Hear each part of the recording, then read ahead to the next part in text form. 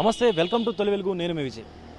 Party మారినటువంటి ఎమ్మెల్యేలకు supreme court ఆదేశాల మేరకు అసెంబ్లీ కార్యదర్శి ఎవరైతే ఉన్నారో సెక్రటరీ ఆ ఎమ్మెల్యేలందరికీ కూడా గత 4వ తారీఖున మొన్న నోటీసులు అయితే జారీ చేసినటువంటి పరిస్థితి అయితే ఉంది. ఈ నేపథ్యంలోనే ఆ పార్టీ మారినటువంటి ఎమ్మెల్యేలందరూ కూడా నిన్న Danam Nagender MLA, Khairatabad constituency MLA Danam Nagender ఎవరైతే ఉన్నారో ఆయన ఇంట్లో కూడా సమావేశం అయితే ఏర్పాటు చేసుకున్నారు.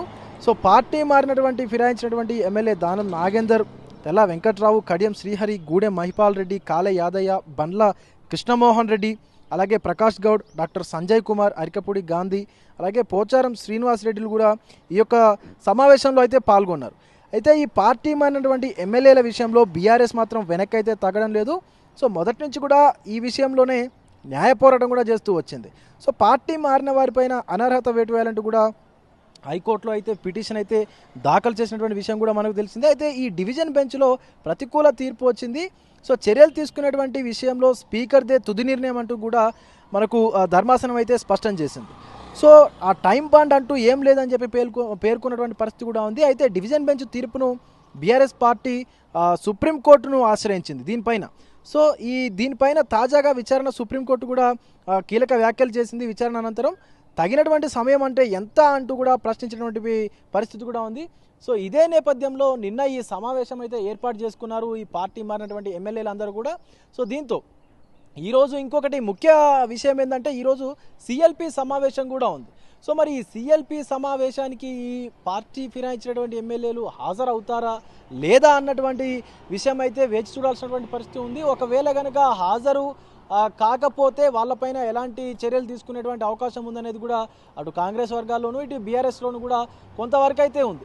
సో మరి ఈ సిఎల్పి సమావేశాల అనంతరము అటు రేవంత్ రెడ్డి కూడా ఢిల్లీకి వెళ్తారు అన్నటువంటి ప్రచారం కూడా జరుగుతూ ఉంది. ఎందుకంటే ఇటు ఈ పార్టీ ఫిరాయింపులపైన మరి కేటీఆర్ కూడా సుప్రీంకోర్టును అయితే పెద్ద ఎత్తున కొంత సుప్రీంకోర్టులో కూడా ఆయన దాఖలు చేసినటువంటి పరిస్థితి కూడా ఉంది కాబట్టి, కేసు దాఖలు చేసినటువంటి పరిస్థితి కూడా ఉంది కాబట్టి సుప్రీంకోర్టు కూడా కొంత సీరియస్ అయ్యి ఈ యొక్క ఎవరైతే అసెంబ్లీ స్పీకర్ ఉన్నారో స్పీకర్దే తుది నిర్ణయం అంటూ కూడా చెప్పినటువంటి పరిస్థితి అయితే ఉంది.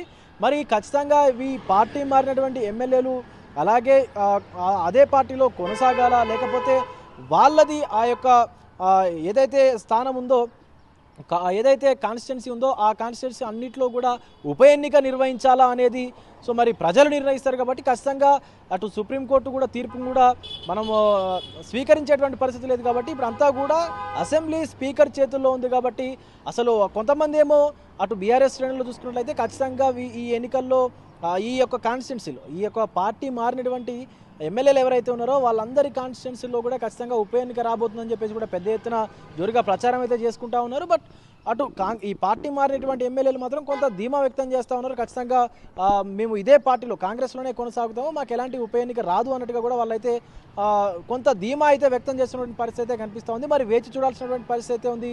ఈ అన్ని స్థానాల్లో కూడా పార్టీ మారినటువంటి ఎమ్మెల్యేల స్థానాల్లో కూడా ఉప ఎన్నిక వస్తుందా రాదా అనేది మాత్రం కొంత గందరగోళంగా అయితే ఉంది. సో మరి వేచి చూడాలి ఈరోజు సిఎల్పి సమావేశం అనంతరం ఎలాంటి నిర్ణయం తీసుకోబోతుంది కాంగ్రెస్ పార్టీ అనేది. కెమెరామెన్ అజయ్తో విజయ్, తొలి వెలుగు, బంజారాహిల్స్ నుంచి. ప్రపంచంలో ఏ మూల ఏ క్షణం ఏం జరుగుతుందో వేగంగా తెలుసుకోవడానికి తొలి వెలుగు వాట్సాప్ ఛానల్ని ఫాలో చేయండి.